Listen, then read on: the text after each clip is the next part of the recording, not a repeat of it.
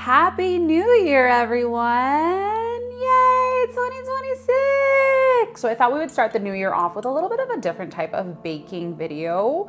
Think of it more of like a bake and chill, like a bake podcast. We're gonna try something a little bit new this year. I wanna have more of a connection. I feel like with these baking videos that I've been doing, it's there's a layout. There's not much where I get to yap.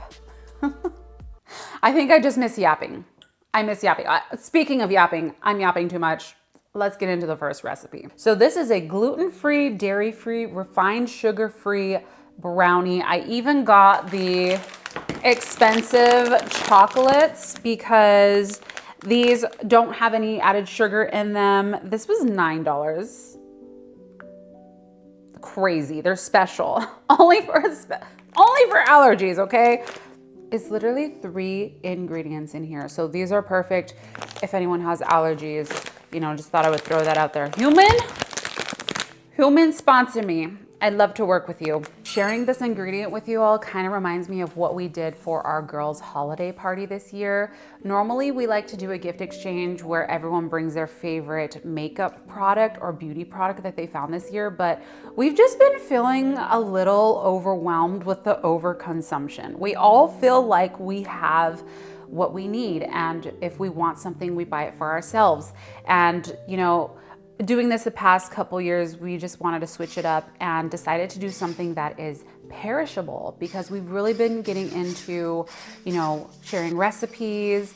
And I started the Cookbook Club series because we actually started a cookbook club with the same girlfriends that I'm talking about. And this year we shared our favorite pantry items. So thinking of it, I should have included these baking chocolate chips because I love them so much, but I ended up making my own vanilla extract because there's so much other added stuff in it. And I don't know, it just feels so empowering to make your own ingredients and make stuff from scratch because you know exactly what's going into them, especially with, things being very, very expensive on the market right now. Grocery store receipts are like insanely expensive. So I feel like maybe that's gonna be something that we're gonna do more of on the channel, is just making more pantry staples because it's so simple to make.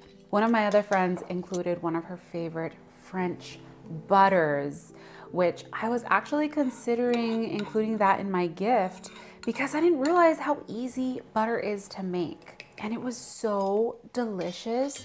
I feel like there's something that is so special that comes from making food and putting so much love and thought into it. And that's something that I've really learned throughout this past year and wanted to reflect on. Not only do I know what ingredients are going into the food, but I feel so good knowing that I am nourishing my body, nourishing my family, and especially since my son, he just developed eczema this year, I have to be really careful of what I give him. So now I'm a little more conscious of, refined sugars, what ingredients are in there, is there palm oil? And this is something that I've learned just from baking and cooking more, is looking at the ingredients label. Now there's a couple really good apps that can help you and tell you what ingredients are good and which are bad. There's the EWG app and there's also Yuka. If you're in a time pinch, you just scan the barcode and it gives it a rating. Or what I've been doing more is just looking out for key ingredients. Pretty much everything that I named off, the soy, the palm oil, erythritols, sugar alcohols, looking out for starches, oils. Anyways, that is something that I have just been more aware of this year, and the ingredients really do matter. Oh, hi, Linky. He's in a mood. I just feel so much more peace of mind knowing that we're using the best ingredients that are possible.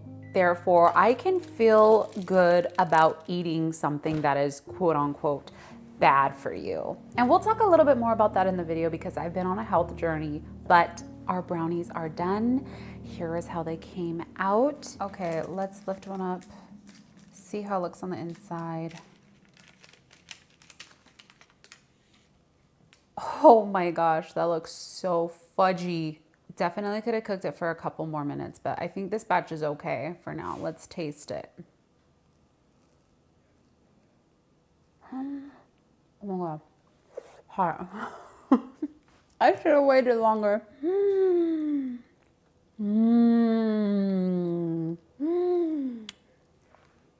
This is so yummy. We have a good batch of brownies. I had to taste test them before, but I'm gonna make 2 batches. So I'll be back with our next bake. This next one I found on TikTok. It is a healthy oatmeal chocolate chip cookie. For this one, I also wanted to stick with the gluten-free, dairy-free, and refined sugar-free option. So we're making a small batch. This video actually has 1.4 million views. So I actually had this recipe saved for myself because I have been looking for alternatives for healthy cookie recipes because I have such a sweet tooth. And I feel like everything that I've been making and baking on the channel has just been so bad for you. I wanted to try to throw in some healthier options. And I know chocolate chip cookies are not healthy, but we're using all really good ingredients here. Now, I have been on a health journey. As someone who grew up on fast foods, eating just so unhealthy for a huge portion of their life, I am just now learning about nutrition, and I wish this is something that I would have put more thought into in my 20s. Nutrition is definitely the one thing that I struggle with. I've been sticking with a solid workout routine, at least 3 times a week lifting.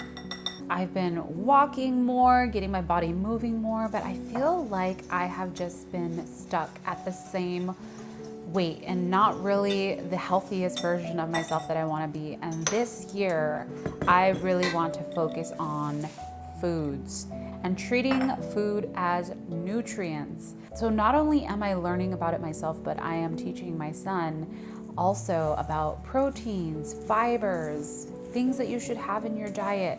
I even went so far as to taking a blood test to see what vitamins and nutrients I am deficient in. And hello, I am so low on iron, which says a lot about me being tired all the time. So I'm really taking those steps to becoming a healthier version of myself. I think this is the first year that I don't have on my New Year's resolution to be a certain weight, to lose a certain number of pounds or inches. I just want to be the healthiest version of myself as I can be, and that includes nutrient-rich foods. Now I'm gonna have to kind of trick myself into doing this and hide the veggies because I did not grow up on eating veggies, but I told myself as one of my goals this year, I want to focus on nutrition. And not only is it a nutritional thing, but it's also a self-care thing, which I feel like has been a really big theme for me for the past couple of years. And it continues to be the theme for me in 2026. Let's see if they're ooey gooey. Oh my goodness. Those look so tasty. Okay, let's give it a taste test.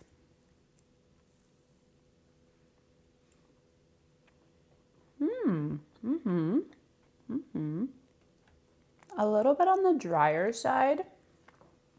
It's not bad, but I feel like it needs something more.